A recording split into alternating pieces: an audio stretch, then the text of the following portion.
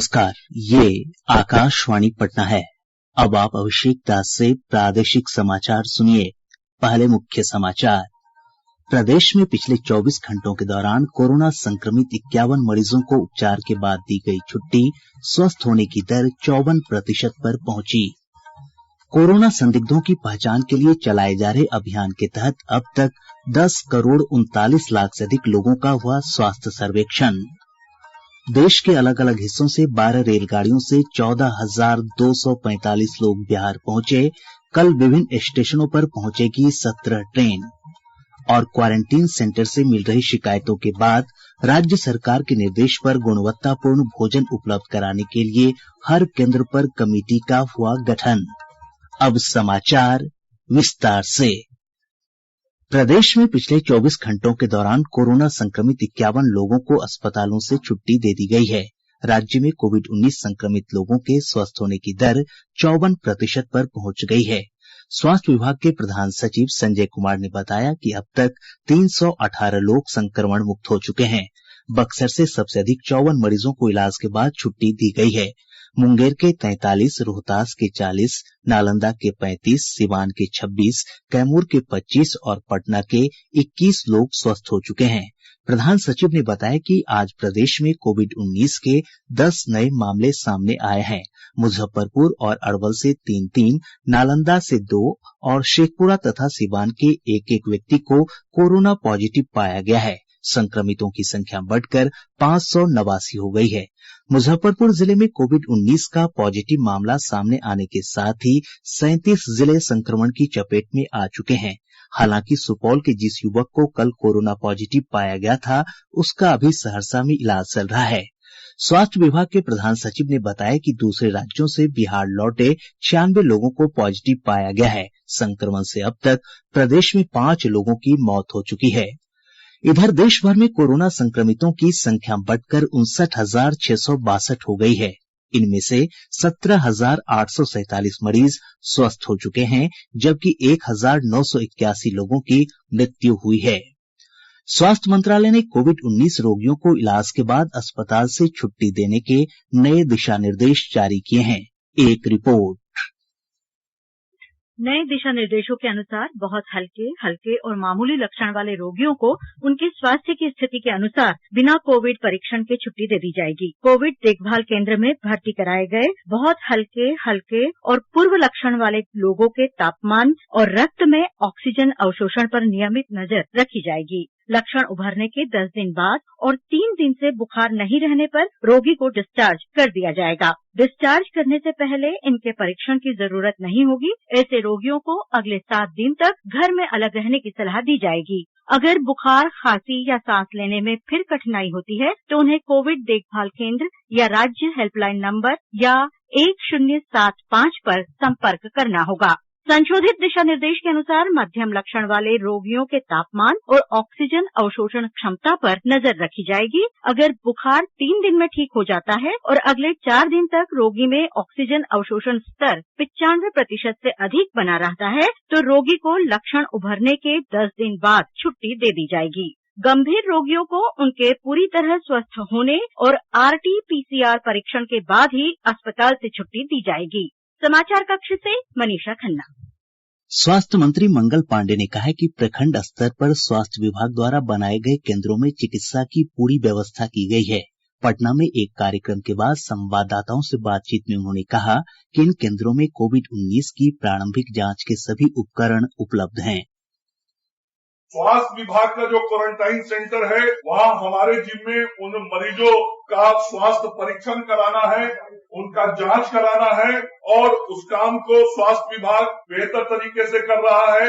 सभी प्रखंडों में चिकित्सकों का दल तैनात है। वहाँ आवश्यक उपकरण जो होते हैं, चाहे इंफ्रारेड थर्मामीटर हो या ऑक्सीमीटर हो, ऐसे सभी उपकरण वहाँ उपलब्ध हैं। जांच की प्रक्रिया प्रारंभ कर दी गई है। श्री पांडेय ने संदिग्ध दिमागी बुखार प्रभावित जिलों के लिए 28 एम्बुलेंस को रवाना किया। इनमें 14 प्रकार के उपकरणों के साथ विशेष प्रकार के 746 AES किट भी भेजे गए हैं। भारतीय जन स्वास्थ्य फाउंडेशन के अध्यक्ष डॉक्टर के श्रीनाथ रेड्डी ने देश में कोविड-19 को फैलने से रोकने के लिए सुरक्षित दूरी बनाए रखने की आवश्यकता पर बल दिया है। सोशल डिस्टेंसिंग का अत्यंत आवश्यकता है कि वायरस को एक आदमी से दूसरे आदमी को फैलने से रोकने के लिए हमें ये आवश्यक है कि 2 मीटर का फासला रखें एक दूसरे के बीच में, खास करके जब हम घर के बाहर जाते हैं मार्केट में या ऑफिस में काम करना फिर शुरू कर देते हैं। नई दिल्ली स्थित अखिल भारतीय आयुर्विज्ञान संस्थान के निदेशक डॉक्टर रणदीप गुलेरिया ने लोगों से कहा कि सुरक्षित दूरी बनाए रखें और हाथों को साफ रखें। सारे लोगों से यही अपील करूंगा कि लॉकडाउन का हम पूरी तरह से पालन करें, स्पेशली जहाँ पे हॉटस्पॉट्स हैं। दूसरा मैं ये कहूंगा सोशल डिस्टेंसिंग, हैंड वॉशिंग भी हम पूरी तरह से करें। हम एक नियम बना लें कि अब से आगे से चाहे वो थूकना हुआ, चाहे वो सोशल डिस्टेंसिंग हो, चाहे जब भी घर आए तो हाथ धोएं, जब भी किसी से मिले तो हाथ जोड़ के मिलें और हैंड वॉशिंग रेगुलरली करें। प्रसिद्ध अभिनेत्री हेमा मालिनी ने कोरोना संक्रमण से बचने के लिए लोगों से पूर्णबंदी तथा सामाजिक दूरी के नियमों का पालन करने की अपील की है। सभी वर्ग के, सभी उम्र के लोग अपने अपने घर में रुके, यही तो सच्ची देशभक्ति है। तो आइए अपने परिवार को वो खुशनुमा पल दीजिए, घर में रहिए और कोरोना को घर से बाहर रखिए। प्रदेश में कोरोना संदिग्धों की पहचान के लिए चलाए जा रहे घर घर सर्वे अभियान के तहत अब तक 10 करोड़ 39 लाख से अधिक लोगों से जानकारियां जुटाई गई हैं। स्वास्थ्य विभाग की ओर से जारी बुलेटिन में कहा गया है कि सर्दी, खांसी और बुखार वाले 3,849 लोगों की पहचान हुई है। संदिग्धों के नमूने भी एकत्र किए जा रहे हैं। प्रदेश के 20 जिलों में सर्वे का काम पूरा हो चुका है। प्रादेशिक समाचार आप आकाशवाणी पटना से सुन रहे हैं। देश के अलग अलग हिस्सों से आज 12 ट्रेनों के माध्यम से 14,245 लोगों को बिहार लाया गया। ये ट्रेन गुजरात, हरियाणा और पंजाब से राज्य के विभिन्न स्टेशनों पर पहुंची है। इधर कल 14 ट्रेनों से 17,054 लोगों को बिहार लाया जाएगा। इधर रेलवे ने राजस्थान के कोटा से सिवान और समस्तीपुर के लिए 2 और ट्रेन के परिचालन की अनुमति दे दी है। वंदे भारत मिशन के तहत विभिन्न देशों से आने वाले बिहार के लोगों को गया हवाई अड्डे पर लाया जाएगा। हमारे संवाददाता ने बताया है कि इस संबंध में आज मगध प्रमंडल के आयुक्त AC आओ ने उच्च स्तरीय समीक्षा बैठक की। बैठक में हवाई अड्डे पर तैयारियों के साथ साथ लौटने वाले लोगों की स्वास्थ्य जांच और क्वारंटीन सेंटर की तैयारियों के संबंध में व्यापक विचार विमर्श किया गया। केंद्रीय नागरिक उड्डयन मंत्री हरदीप सिंह पुरी ने कहा है कि देश में विमान सेवाएं फिर से शुरू करने की तैयारी की जा रही है। इस बारे में जैसे ही फैसला लिया जाएगा, उड़ानें शुरू कर दी जाएंगी। श्री पुरी ने एक निजी चैनल से साक्षात्कार में कहा कि नागर विमानन मंत्रालय विमान यात्रा के तरीकों में सामाजिक दूरी के नियमों के अनुसार कुछ बदलाव तय करेगा। उन्होंने कहा कि विमानों के परिचालन से जुड़ी मानक संचालन प्रक्रिया में भी कुछ बदलाव किए जाएंगे। केंद्रीय खाद्य और सार्वजनिक वितरण मंत्री रामविलास पासवान ने कहा है कि प्रधानमंत्री गरीब कल्याण अन्न योजना के अंतर्गत देश भर में लगभग 80 करोड़ लोगों को निःशुल्क अनाज और दाल उपलब्ध कराने का व्यापक कार्यक्रम चलाया जा रहा है। श्री पासवान ने कहा कि भारतीय खाद्य निगम लॉकडाउन के दौरान मालगाड़ियों के जरिए देश के विभिन्न स्थानों पर अनाज की आपूर्ति सुनिश्चित कर रहा है। रेल मार्ग के द्वारा कुल मिलाकर के करीब 74 लाख मीट्रिक टन अनाज का उठाव लॉकडाउन के बाद में हम लोग कर चुके हैं और उसमें से जो रैक का इस्तेमाल किया गया है, रेल रैक का, वो 2,641 रेल रैक का इस्तेमाल किया गया है। अल्पसंख्यक कार्य मंत्री मुख्तार अब्बास नकवी ने कहा है कि कोविड-19 के खिलाफ लड़ाई में अल्पसंख्यक समुदाय भी अन्य वर्गों के समान योगदान कर रहे हैं। श्री नकवी ने कहा कि कौशल विकास कार्यक्रम के अंतर्गत प्रशिक्षित किए गए 1,500 से अधिक स्वास्थ्य देखभाल सहायक कोरोना रोगियों के उपचार और उनकी खुशहाली में सहायता कर रहे हैं। इनमें 50% महिलाएं शामिल हैं। उन्होंने कहा कि देश भर में 16 हज केंद्र कोरोना पीड़ित लोगों के लिए संगरोधन और पृथकवास सुविधाओं के लिए राज्य सरकारों को सौंपे गए हैं। क्वारंटीन सेंटर से मिल रही शिकायतों के बाद राज्य सरकार के निर्देश पर गुणवत्तापूर्ण भोजन उपलब्ध कराने के लिए हर केंद्र पर कमेटी का गठन किया गया है। मुख्य सचिव दीपक कुमार द्वारा जारी आदेश के अनुरूप इस कमेटी में 2 सरकारी अधिकारियों के साथ साथ केंद्र में रहने वाले 3 लोग शामिल किए गए हैं। कमेटी के सदस्य भोजन और नाश्ता का मेन्यू तैयार करेंगे।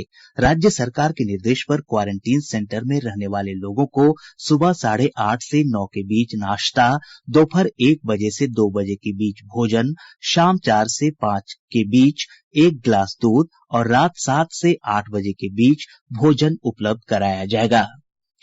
नवादा के सिरदला स्थित एक क्वारंटीन सेंटर में कोरोना पॉजिटिव मरीज मिलने के बाद भागे लोग अब वापस लौटने लगे हैं। प्रखंड विकास पदाधिकारी अखिलेश कुमार ने बताया कि डर के कारण लोग भागे थे, जिन्हें अब फिर से क्वारंटीन सेंटर बुलाया जा रहा है। उन्होंने बताया कि केंद्र पर रहने वाले लोगों को हर संभव बेहतर सुविधा उपलब्ध कराने के प्रयास किए जा रहे हैं। इधर नवादा के जिलाधिकारी यशपाल मीणा ने आज जिला और प्रखंड स्तर पर बने क्वारंटीन सेंटर में उपलब्ध कराई जा रही सुविधाओं की वीडियो कॉन्फ्रेंस के माध्यम से समीक्षा की और आवश्यक दिशा निर्देश दिए। लॉकडाउन में गरीब और श्रमिक वर्ग के लोगों को कोई परेशानी न हो, इसके लिए विभिन्न कल्याणकारी योजनाओं के तहत सहायता प्रदान की जा रही है। मुजफ्फरपुर और रोहतास जिले के लाभार्थियों ने बताया कि उन्हें उज्ज्वला और गरीब कल्याण योजना के तहत मदद मिलने से बहुत राहत मिली है। मेरा नाम देवान ठाकुर है। मैं मुजफ्फरपुर जिला के रहने वाला हूँ। प्रधानमंत्री जी के ओर से हम लोग को जो गैस का है, चाहे अति है, खाद्यान्न अति है, खाने पीने वाला चीज है, वो सहायता मिला है। इसके लिए प्रधानमंत्री जी को बहुत बहुत धन्यवाद। हमार नाम बपाना देवी, पैथी के रहे वाला। हमारा अकाउंट में 800 रुपया आयल बा। गैस भरवा के अपन बनावत खातन जाए। मोदी जी के बहुत बहुत धन्यवाद। श्रम संसाधन मंत्री विजय कुमार सिन्हा ने कहा है कि दूसरे राज्यों से आए बिहार के लोगों को रोजगार उपलब्ध कराने के लिए सरकार लघु, कुटीर और कृषि आधारित उद्योगों को बढ़ावा देगी। उन्होंने कहा कि कोरोना संकट से उत्पन्न स्थिति को सरकार एक अवसर के रूप में ले रही है।